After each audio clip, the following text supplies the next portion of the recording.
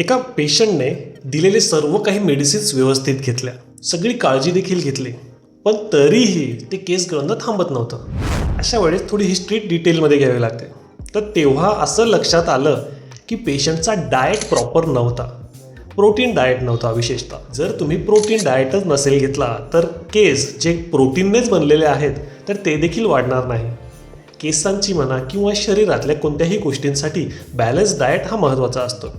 जर शरीराला पुरेसे न्यूट्रिएंट्स, पुरेसे प्रोटीन, कार्बोहायड्रेट, फॅट्स जर मिळाले नाही योग्य मात्रेमध्ये तर त्याचे दुष्परिणामच बघायला मिळतात.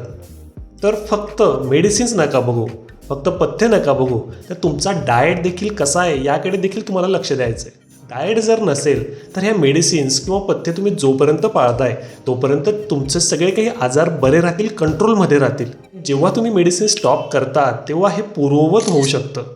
अशा वेळेस डाएट फार महत्त्वाचं आहे, कारण की प्रत्येक गोष्टीचं सप्लिमेंट घेणं हे चुकीचं आहे. तुम्हाला जितकं डाएटमधून सगळे काही न्यूट्रिएंट्स मिळवता येतील हे तुमच्या शरीरासाठी चांगलं असतं आणि लाँग टर्ममध्ये देखील ते सांभाळता येतं.